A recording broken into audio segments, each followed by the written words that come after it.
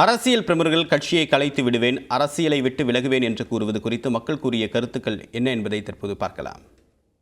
போறேன்னு யாரும் அவசியம் போக மாட்டாங்க.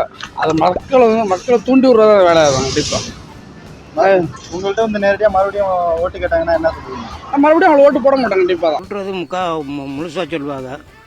செயல்பாடு வந்து காவாசி தான் இருக்கும். ஓட்டு வாங்க வர்றப்ப நம்மளை கும்பிடுவாங்க. வாங்கி முடிஞ்சோன்னா நம்ம அவங்க வீட்டில் போய் நம்ம தான் கும்பிடுவோம். கட்சியை கலைச்சிடுவேன், ஆட்சி இது பண்ணிடுவோன்னு சொல்லுவாங்க.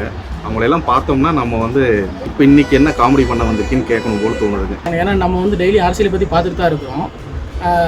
எல்லோரும் சொல்கிறாங்க வந்து நம்ம இன்றைக்கி வந்து ஒன்று பண்ணலைன்னா அரசியல் விட்டு போயிடுறேன், கட்சி விட்டு போயிடுறேன்னு சொல்கிறாங்க. அதே மாதிரி நான் அவங்கள ஒரு டைம் பார்த்தோம்னா இன்றைக்கி விளையாட்டு செய்தி எதாக இருக்குன்னு கேட்டுக்கிறேன்.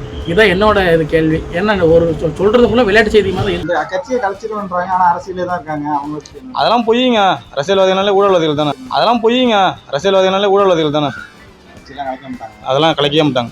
அவங்க வாக்குறுதி கொடுக்குறாங்க இல்லையா? ஆமா, இந்த மாதிரி அரசியல் வச்சு விளைக்கிறேன், கட்சியை கலைக்கிறேன்னு சொல்லிட்டு திரும்பி அவங்கள பார்த்தீங்கன்னா என்ன கேட்பீங்க? அடுத்து வந்துட்டு எங்கிட்ட வந்துட்டு ஓட்டுன்னு சொல்லி கேட்க வந்தாங்கன்னா வந்துட்டு உனக்கு அடுத்து நீ என்னடா பண்ணுறனா, உனக்கு வந்துட்டு திருப்பி வர்றதுக்கு வந்துட்டு என்னடா அருகதை இருக்கு, எங்கிட்ட வந்துட்டு வராத உள்ள நுழையாதரா அப்படின்னு சொல்லுவோம். அவ்வளோதான். என்னதுக்காக அவர் என்னத்தை பார்க்க, அவர் காம் கருத்தாக அப்படின்ட்டு போயிடுவார். வேறு என்னத்துக்காக செய்யாதவெல்லாம் நம்ம திரும்பியே பார்க்கக்கூடாது. போன தடவை என்ன சொல்லிட்டு போனீங்க, இப்போ என்ன எப்படி வந்து கேட்குறீங்கன்னு கேட்குறேன். இதையெல்லாம் பல ஊர்களில் போன தேர்தலில் எல்லாமே செய்திக்கிட்டு கேட்டாங்க. சில ஊரில் எல்லாம் ஓட்டு போட ஏன் வர்றீங்கலாம் கேட்டாங்க.